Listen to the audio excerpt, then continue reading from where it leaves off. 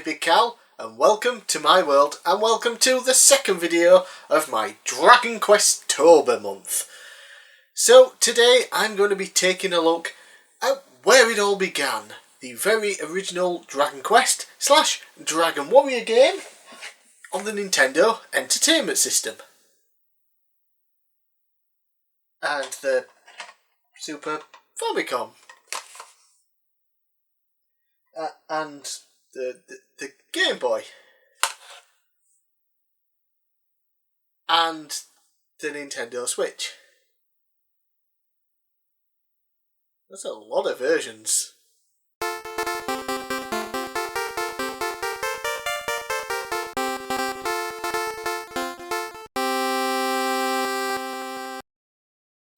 Yes, 4 different versions of the original Dragon Quest game. At the core, they are the same game, however, they each have their own visual style, audio, English localizations, and even some improvements and changes. So, grab your sword, your shield, not those ones, and let's get ready to dive headfirst into the godfather of JRPGs, Dragon Quest 1. All of the games open up in the same way, throwing you into the king's castle with the king informing you of the situation. The Dragon Lord, or Draco Lord, depending on which version you play, has kidnapped the princess and stolen the Orb of Light, and it's up to you, descendant of legendary warrior Erdrick / Loto / Roto, more on that in a second, to save all of Alefgard. Wait, did I say all versions of the game open up this way? My bad. One version happens to feature a nice cutscene to actually show you what happened. Now, if you were to take a guess as to which version, I reckon most of you would immediately point to the most recent port of the game on the Nintendo Switch. Except you would be wrong. Of all versions of the game, the one with the cutscene at the start is the Game Boy version? Wait, really? Let me double check that. Yep, the Game Boy version is the only version of the game with a cutscene. Because of course it is. Why this was never remade for the Switch release, I'll never understand. Then again, the Switch version is just the mobile phone version of the game ported to the console, so I doubt they would have gone to the effort of making a cutscene for the phone version. Okay, where was I? Naming conventions and how they often differ. So, the hero's name is often referred to as Erdrick in English-speaking languages. However, that hasn't always been the same throughout different English localizations and different versions. We sometimes also get the name Loto and Roto, which is sort of based on the Japanese version of the character name. So, which is it? Is it Loto, or is it Roto that's in Japanese? Technically, both are correct. I'm no expert, but doing research into all of this, what I learned is that L and R in Japanese-speaking language technically doesn't exist for them, so when they do use those letters to say things, usually from English, they kind of join together. So one thing that you might hear me do when I say a particular Japanese name is I kind of merge the L and R's together, which is kind of what I've been taught to do. So Loto and Roto become Roto. Sorry if I completely ruined that, but that's how I've sort of been conditioned to do it, especially like names like Shigeru Miyamoto, Satoru Iwata, Yuji Horii, for obviously Dragon Quest as just kind of a thing that I do. So technically both are correct. I understand why we have both versions, but it is technically Loto, both of them together. But it's just easier to refer to the main character in the Dragon Quest games as Erdrick. Although that's not actually the hero's name. The hero's name is whatever you name the hero to be. And that can actually, in the first Dragon Quest game, change how the hero's stats are and how they progress. So basically, depending on what you type in, the first 4 characters of the name will change the character's stat points. I don't know if it's flat out explained anywhere that that's what it does, but it does. I don't know if it's something data miners or whatever gone through the code and looked at it and realised that's what happens, but it does. Me, I just named the character Cal.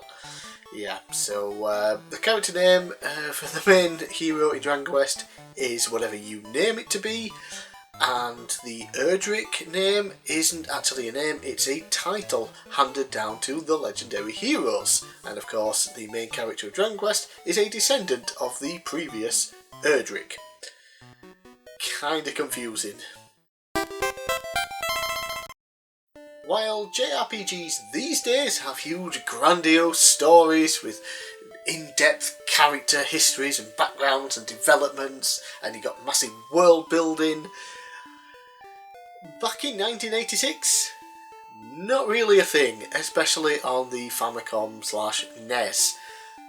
So here, for the first Dragon Quest, we have an incredibly simple story, which was perfectly fine for back then. It's what we were used to. And in fact, the Dragon Quest story kind of reminds me of Super Mario Bros. You need to simply save the princess from some fire-breathing lizard/dragon thing. What is Bowser?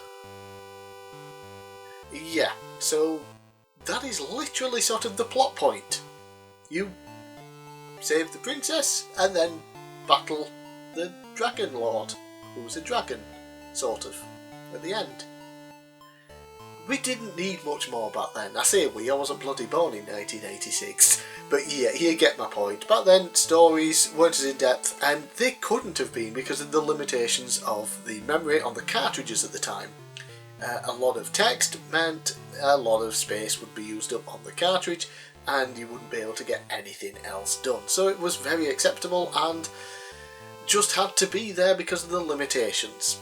It is what it is, but it's perfectly fine in my opinion and very acceptable.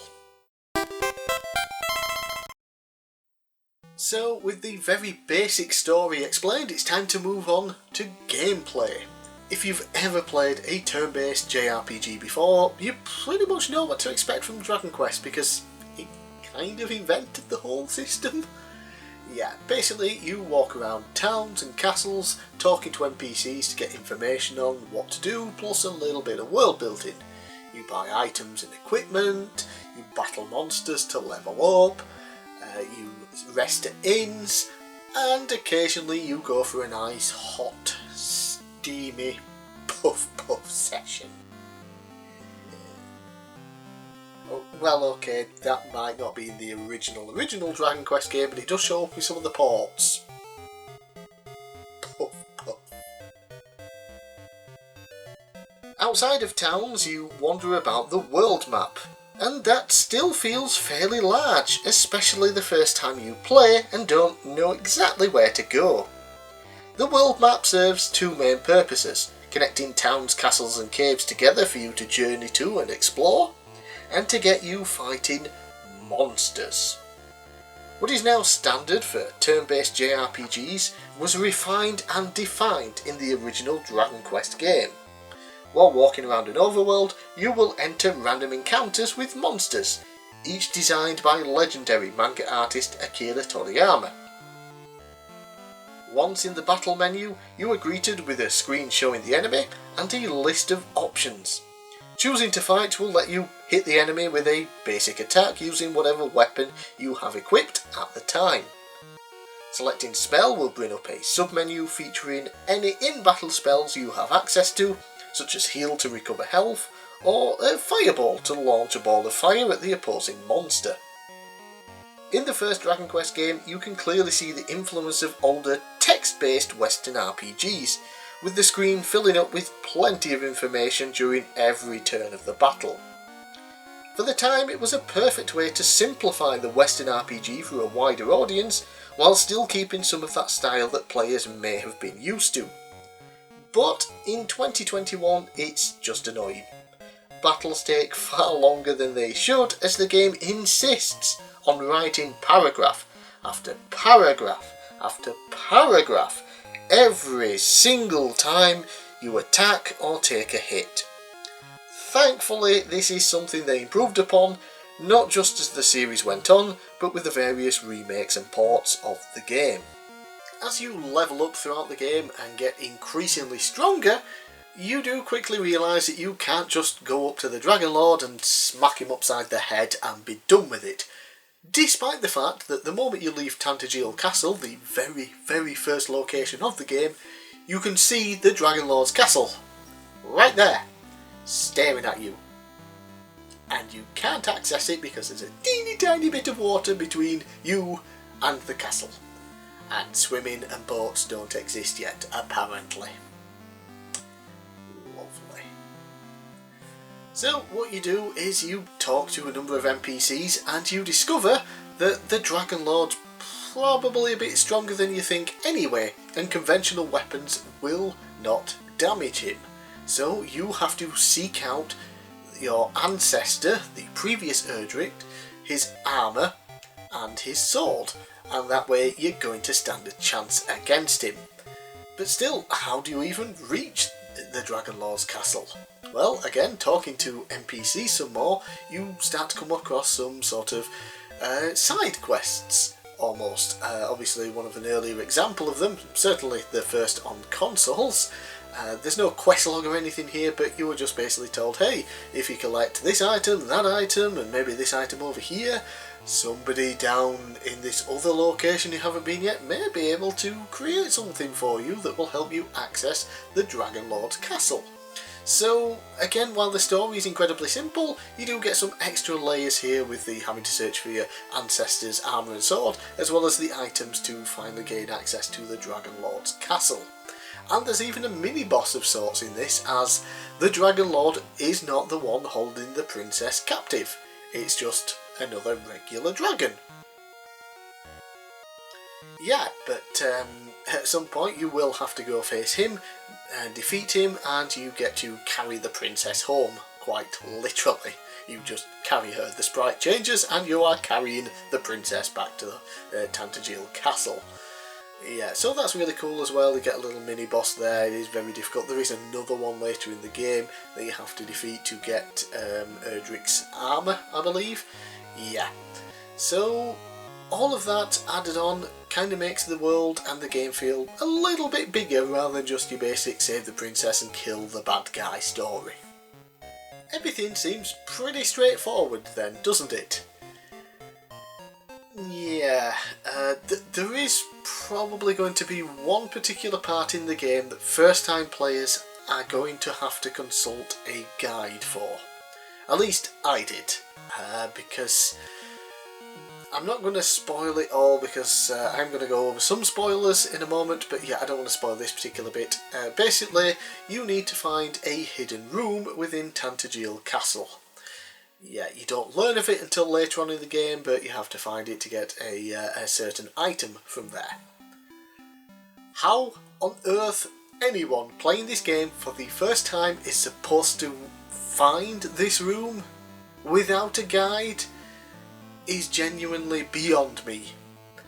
I wandered around aimlessly, going to all towns and cities and castles and caves and everything, trying to find if there might be some information on how to get there, or if there's another pathway to it. Yeah, I ended up having to look up a guide. Yeah, they do slightly fix this in the Switch version, which I'll mention later, but yeah, it is definitely a bit of an issue and will make first time players very confused. So, you've collected Erdrick's equipment. You've gathered the necessary items to create a bridge to the Dragon Lord's castle, and you are at least level 20, with 30 being the highest. It's time to face the Dragon Lord himself and get back the Orb of Light to save the world. You'll face the strongest enemies in the game on your way to the final boss, but to be perfectly honest, your best option is to avoid as many battles as possible unless you are still levelling up, so you can be at full health for the final battle, and most importantly, have full MP too. The Dragon Lord is just chilling on a throne waiting for you, and even gives you the chance to join him. Doing so will just make you have to reset your console and load up your last save, so it's pointless. Fight him, kill him, and the day is saved. But wait! It's not over yet. You see, the Dragon Lord has another form, and that form is the form of a dragon. I know, who could have possibly guessed that the Dragon Lord would actually be a dragon? Okay, it's pretty bloody obvious to everyone. But yeah, it is really cool. And while doing research for this, I could not find an earlier instance of a boss fight where you think you've defeated him and then he transforms into his true form and you have to defeat him again. I know it's been done numerous times afterwards, but I couldn't find anything from before. Now, that's not saying that it hasn't been done before, it's just that I could not find anything anywhere to show that it had been done prior to Dragon Quest. So it might be another first that Dragon Quest created, I don't know. Let me know down in the comments below please if there are early examples of that. I'm gonna guess it's probably a Western RPG, especially something on PC from the earlier PC games. But yeah, I couldn't find any information on that particular thing, so let me know if it's true. If it's Dragon Quest that created it, or if something did it before, because I'd just really like to know. Anyway, once you've slain this second form version of the Dragon Lord, it is truly finally over. The Orb of Light has been returned, peace has been restored to the world, and you, the hero, are granted the title of Erdrick and the literal keys to the kingdom. Yes, the king decides to offer you the kingdom. You can become king. And the player, for the first time, speaks. And basically tells the king to F off. Yeah, Erdrick, now as he's known as, wishes to go out and found his own kingdom, rather than simply take over this one. And he's also accompanied by the princess, who decides that she's in love with him despite potentially only meeting him once. But, you know, you saved her from a dragon, so yay! She'll accompany you, and you both go off to start your own kingdom, which may or may not tie into the sequel. And that, fellow gamers, is Dragon Quest. Pretty well summed up, I think. But I would like to go a little bit deeper into it. I've kind of summarised it so far. But I would like to go over some stuff that I liked, that I didn't like, and then take a look at all the different ports and remasters and remakes and whatever, and then discuss which version is the best.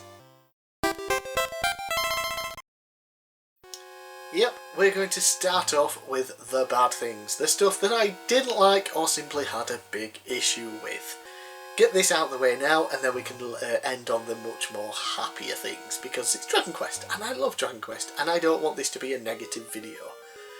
But we are going to have to wade into the shit that Dragon Quest unfortunately does have to offer. Grinding. Yes, it is basically a thing for every JRPG ever, and I don't typically dislike it. Slaying enemies for experience and money can be fun, in part due to the various monster designs and types, as well as the combat system the game happens to use. Sadly, the original Dragon Quest suffers in 2021 from being, well, the original Dragon Quest. Battling is 99% just pressing on the fight option, with spells being rendered fairly useless about 2 levels after you learn them. By then your regular attack does way more damage, plus there is a good chance you've upgraded your weapon too for added damage on top of that. Then the encounter rate is pretty high, meaning you'll end up in battle after battle after battle when all you wish to do is get to the next town. There is a spell to repel enemies, but it only lasts a certain number of steps, and it doesn't work on most enemies after the halfway point of the game. If all of that isn't bad enough, the meagre experience you gain compared to how much you need to level up means you'll be grinding for a long time. even the last section of the game with the strongest enemies, you'll spend far too long grinding to increase your level to ensure that you are indeed prepared for the Dragon Lord. And it isn't just experience you gain very little of, but gold too, and equipment is expensive here. Now, you may think to yourself that saving up 14,000 gold for that new sword to increase your damage by like 2 hit points isn't worth it, but trust me, it absolutely is. You will need all the extra help you can get. But then, to really add insult to injury, you gain the strongest weapon and the best armour in the game for free, meaning that every purchase up to that point is null and void. Saving. I'm sure you've all seen the memes over the years about entering a room in a game and there is a save point and somewhere to recover your health, and you just know a boss fight is coming up. Yeah, none of that here, because there are no save points in the game, except for one. The only way to save your progress is by talking to the king in Tantajil Castle, at the beginning of the game. Now, as you gain levels and learn new spells, you will learn Return, later renamed to Zoom, that warps you back to the castle. Great! Except, unlike modern Dragon Quest games where Zoom lets you pick where to travel to, here you have no choices. Just the castle. So, if you're at the end of the game and need to save before battling the Dragon Lord, you have to return to the castle with the spell, talk to the king, and then walk across the entire map back to the Dragon Lord's castle. The same castle you can see from the starting point of the game. But hey, it could be worse. The original Famicom version of this game didn't have save feature. It only used passwords.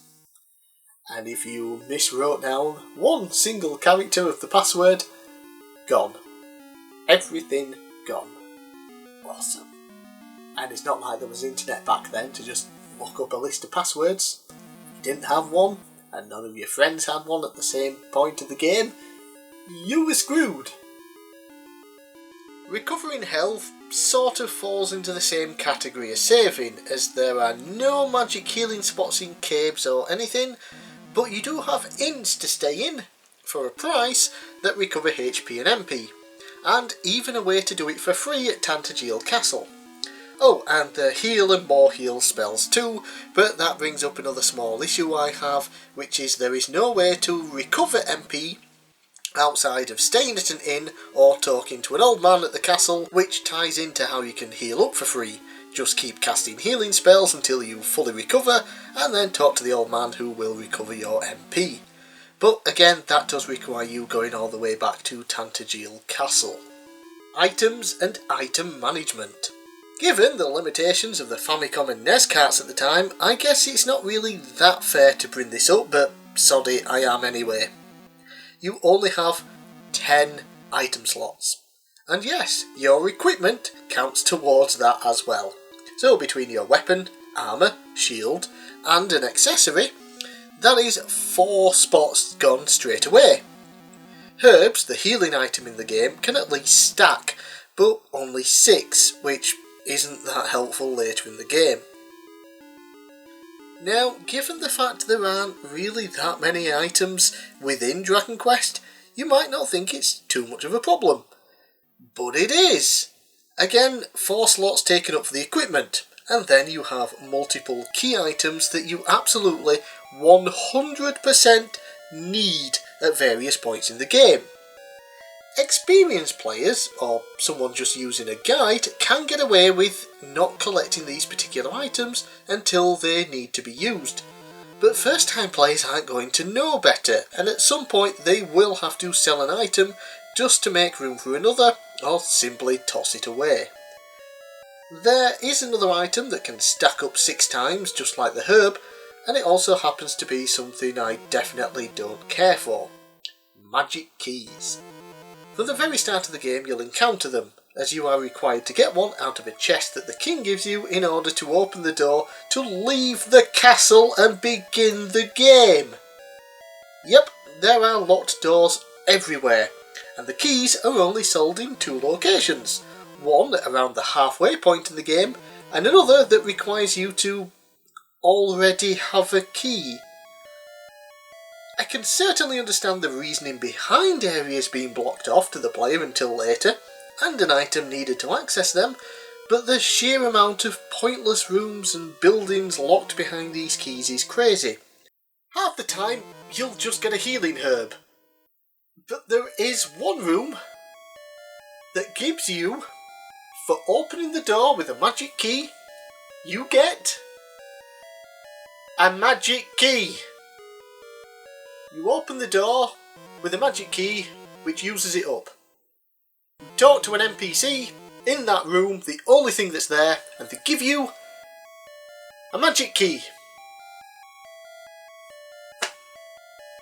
What was the fucking point?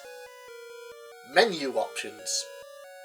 And lastly, we have this. No, not the general menu itself. If anything, that's a great addition to the game that helps simplify gameplay compared to PC RPGs that inspired Dragon Quest. What I'm talking about are 5 very specific menu options. Talk, door, stairs, search, and take. We've probably all come to take such basic things as pressing a single button to open a door in a game, or simply walking over an image of stairs in a JRPG to go up and down them, for granted. Sadly, there is no taking anything for granted here. Want to open a door? Aside from needing a magic key, you then also have to open up the menu when standing in front of the door, and then select the door option. Stairs? Yep, you guessed it. Stand on them, open up the menu, and select stairs. A nice chest sitting there in a cave, potentially filled with goodies for you to plunder. Stand in front of it, open up the menu, and select take. Hidden item on the ground? Nah, don't just search and press the action button. Instead, open up the menu when standing on the exact spot, and select search. Finally, we have talk. Want to talk to an NPC and get more information on what to do next? Need to buy something from a shopkeeper? Time to talk to the king and save your game? Stand in front of the person, open up the menu, and select talk. Every single time. Little bit tedious.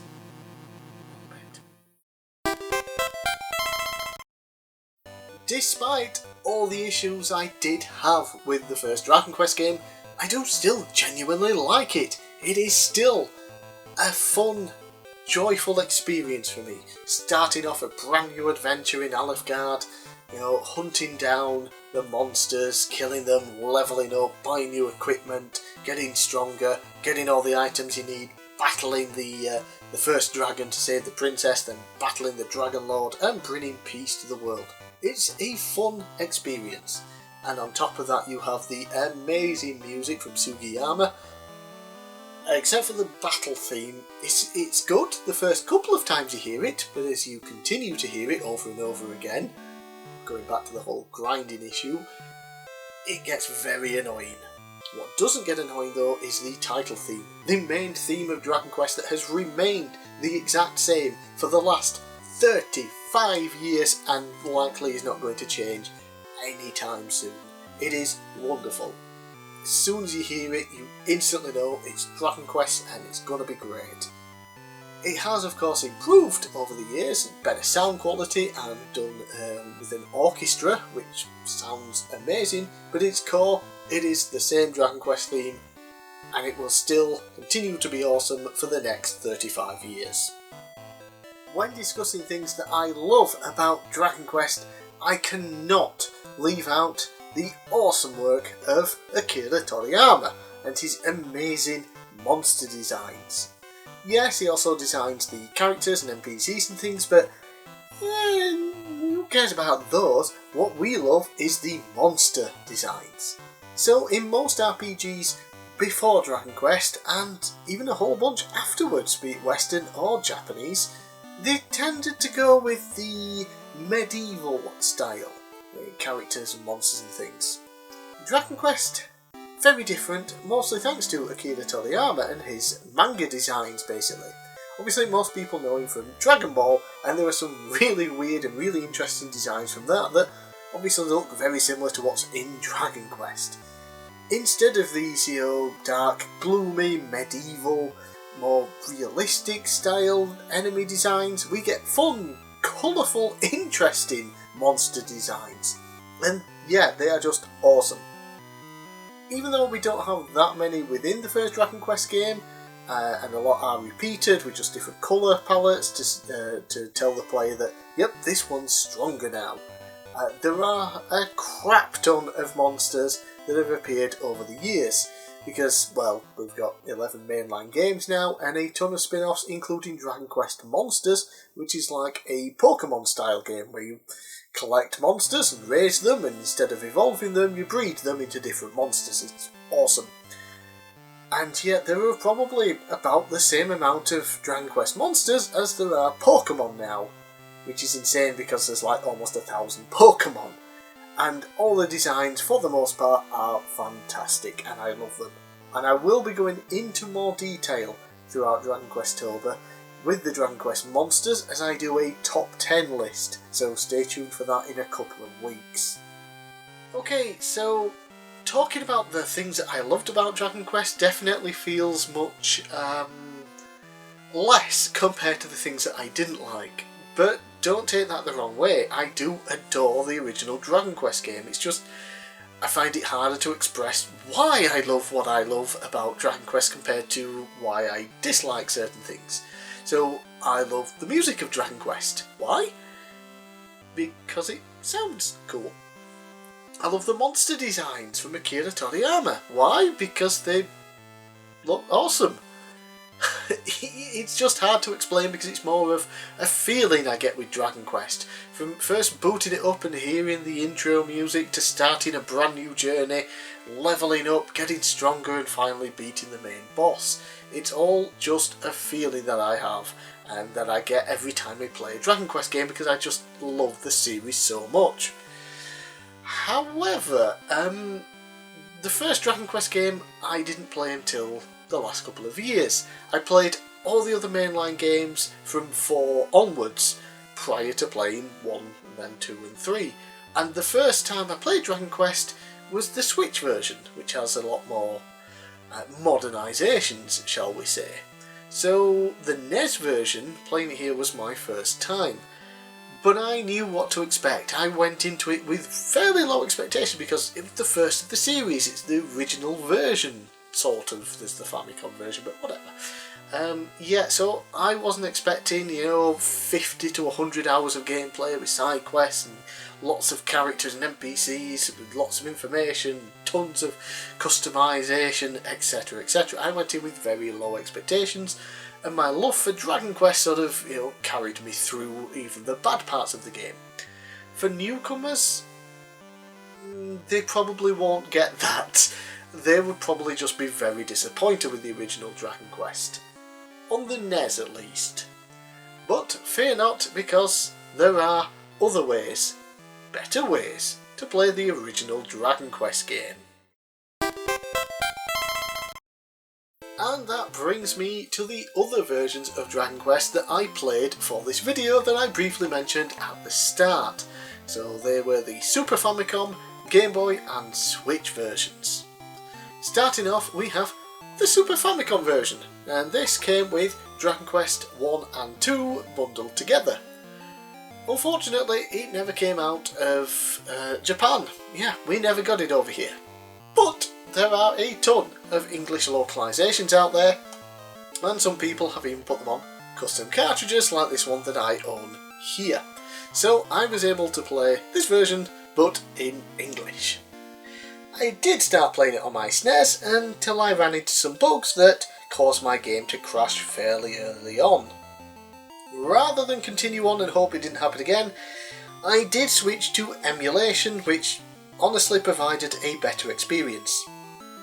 First thing you'll notice is that the graphics have been overhauled and look so much nicer than the NES version, which I do still like, by the way.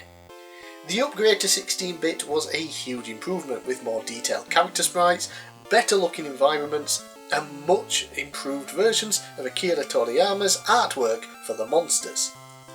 Visually, the Super Famicom remaster is the best looking version of the original game for me. The sound has of course been upgraded as the SNES is capable of much better audio, but it's still all the same tracks, just in higher quality. Much higher quality. Might also be the best sounding version of the game too, now that I think about it. Gameplay is still very much the same, just streamlined considerably. Battles aren't nearly as frequent, and you now gain double the amount of experience and gold compared to the NES version.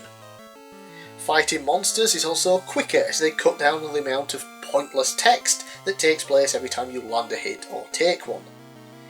Actual combat is the same, although they changed out the Hurt and Hurt More spells for Fireball and Firebane, which seem to be much more useful in my playthrough overall, but I don't know if that's actually true.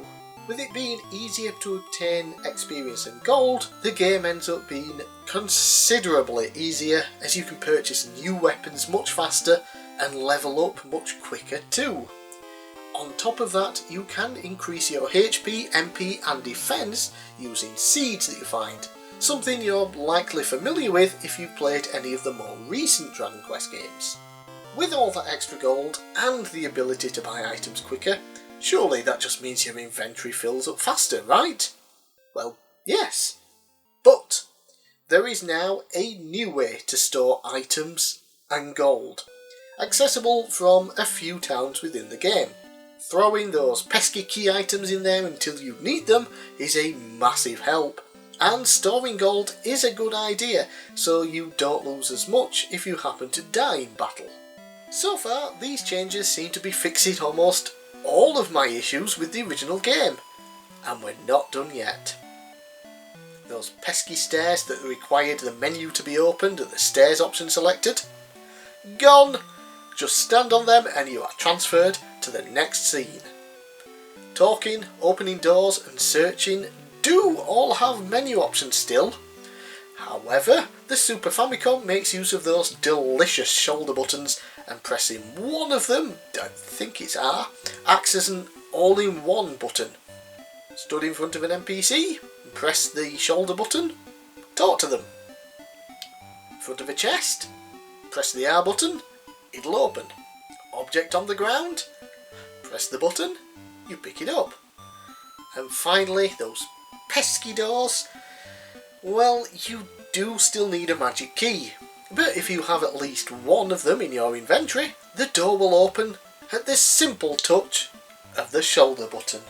A slightly random change they made though is how your character moves. In the NES game, one press of a direction will move you one square, as if you were aligned to a grid, like this. The Super Famicom remaster switches it up by basically moving you half a square each time, like this. It makes movement feel a little smoother, I guess, but it also means you can get stuck on objects that you couldn't before if you didn't move a full square like on the NES. Moving on to the next version, we have essentially the Super Famicom versions ported to the Game Boy, and it's one of those cartridges that can be played on the original Game Boy in non-colour, and then stuck in a Game Boy Color or Game Boy Advance, anything like that, and it will play with colour, so that's cool. Being on a handheld, the main differences here include some names being different, usually shorter so they can fit on the screen, and the screen itself being smaller, which means everything is much more zoomed in and you see less of the overworld, etc. Visuals have been downgraded to suit the hardware, as has the audio, but to be perfectly honest, both are still impressive to me. There is also the aforementioned cutscene at the start of the game that appears to be an exclusive to the Game Boy version as far as I can tell, and then that's about it for changes. Except for some tiny change that they did. What was it now? A quick save. Yes, we get a quick save in the Game Boy version of all things, and only the Game Boy version. Yeah, so it's not like a modern quick save where you just go to menu, click save or whatever and make a new save file if you want, or overwrite your normal one, and it's there forever. Instead, what this one does is more of a bookmark, which I know is a term that they do use in some other Dragon Quest games on handheld. I can't remember if that's what they call it here or not. And essentially you can be anywhere you want and you can make a quick save, but you can't continue on your game. It will essentially restart the game for you, and then you can turn off your handheld system and leave it for a while and come back to it later. When you come back and load up the game, you'll have the option to load up the quick save file. Doing so will delete the quick save file. It's just a one and done, and it's very handy, and I kind of understand why they did that on a portable system rather than the console version. So it is cool to have. Now, before we get to the final version, the Switch version, I do want to talk about another version, one that I do own but didn't play, and that is the very original version on the Super Famicom. So obviously this version is in Japanese. I didn't bother playing this or an English translated version of this particular version because we have Dragon Warrior in English on the NES. However, there are some minor differences between this version and the NES version, and yeah, they're not very good on here. Basically, visually the game isn't quite as good as the NES version. I'm assuming that by the time the NES version came out, there was more space on the cartridges, so they could do some minor improvements there. So we get some visual improvements. The main one is the character sprite. In the Famicom version, he just has one sprite, one character sprite, and it just moves like that. So there's no turning round or anything when you move left and right, up, forward and backwards sort of thing. You don't see the back of your character as he moves away from the screen, etc. It's just one static image that just moves around, and it doesn't look particularly good. The other main feature that thankfully was improved upon from the Famicom to NES version is saving. There's no battery save in the Famicom version. Yeah, it's passwords. Thank Christ we got battery save on the NES version. So yeah, this is the very original version, but I never bothered playing because yeah, I was mainly interested in the NES version of Dragon Warrior and playing the first English version. Finally, we have the Nintendo Switch version, which was a port of the mobile version. So we get a mix of pixel graphics in higher quality, and then sort of HD, nice, shiny graphics that just don't look that great compared to the Super Famicom version, in my opinion. The overworld is nice, though the towns and castles are a step down design-wise. The character sprites? Yeah, no. It is a big contrast to have these HD sprites walking around on a more pixel graphic looking world. Not to mention the way the screen moves when you walk around. I don't know how to explain it exactly, it's just janky and can hurt your eyes at first. You do get used to it, but it never became normal for me. The monster designs look fantastic in their shiny, nice HD style, but again, they just look out of place compared to the rest of the game being a more pixel style. Really not sure why they decided to merge the two visual styles, it doesn't work. Audio at least is fantastic, and I have to say I do think it outperforms even the Super Famicom remaster there. Other than that, the game is mostly the same as the Super Famicom version, just with updated text to better match the more recent entries into the series, and that one slight improvement for one location that you do need to find that I did mention was a problem for me in the NES version, and it does also appear in the Super Famicom and Game Boy version. So the Switch version does have a slightly easier time for that one very specific spot. Overall, I had an absolute blast playing through 4 different versions of Dragon Quest on different systems, all one after the other in the space of a month, and I never once got bored. which is impressive considering it's technically the same game 4 times. But the different visual styles between all the games, and then the quality of life improvements as the series went on, and we got different remakes and ports, all certainly helped add to me not getting bored. So the first version, Dragon Warrior on the NES, took me 17 hours to finish. That was to get to level 21, 22, maybe 23 in order to beat the Dragon Lord at the end. That isn't even the highest level you can get to. You can go to level 30. But yeah, 17 hours. If all versions were like the NES version, I'd have probably shot myself in the face after playing it 4 times in a row. But the other versions, because of the quality of life improvements, knock that time of 17 hours right down to 5 hours and under. Just crazy. In fact, I think the Switch version, which took me the quickest, was about 4 hours. And I was going to do it in one single sitting, but modern technology as it is, it came up with an error and had to shut itself down. And I just saved, so it was okay, didn't really mind. But it's just like, it's late, sod it, I'm just going to bed. If I didn't get the error, I would have continued on, played. I think I only had like an hour left, and then I would have finished it in a single sitting. But then you have to wonder, which is the best version to play? Do you go with the original on the Nintendo Entertainment System, because it's the original, of course, you know, remakes and ports a lot of times don't really hold up to what was originally made? Or do you go with one of the modern ones, where the time is cut down considerably? Do you want a shorter experience, or do you want to play the original again for that longer experience? Well, I have some opinions on this, shockingly. Out of the 4 versions that I played, I would recommend 2 versions overall.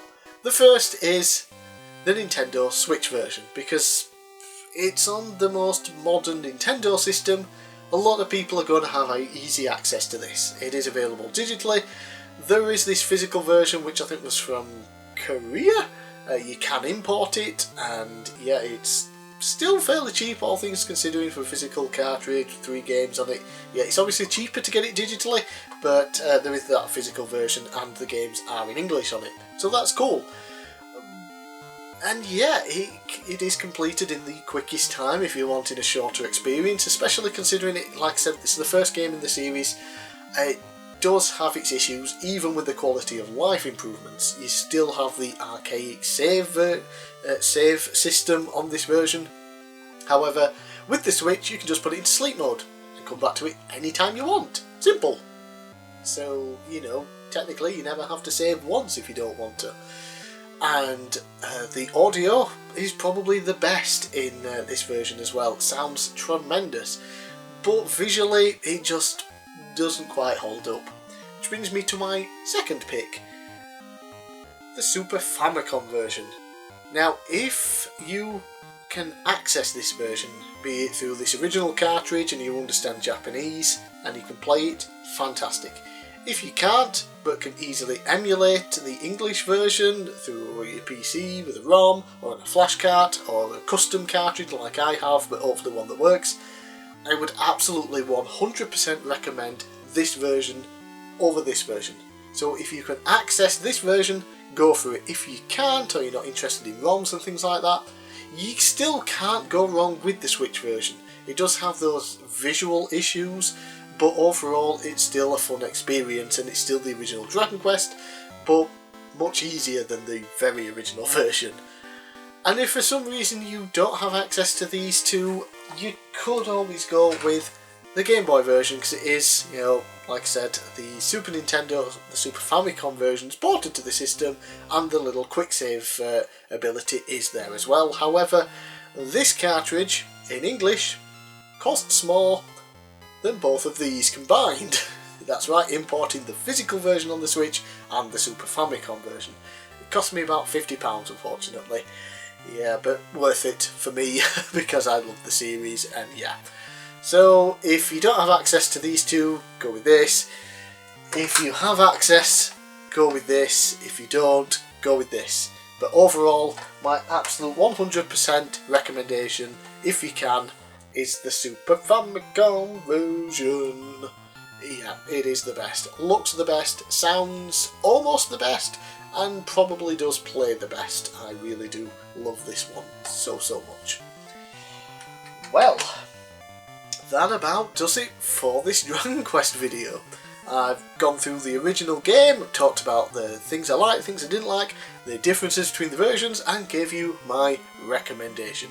So I hope you enjoyed this video on the first Dragon Quest game, and I will see you at the end of the month for another Dragon Quest review as I talk about Dragon Quest XI. At this point, the newest game in the mainline Dragon Quest series. But of course, Dragon Questober is not just about these two videos, there are some more coming in between them. So I'm bigcal, thanks for watching and stay tuned for the rest of Dragon Questober.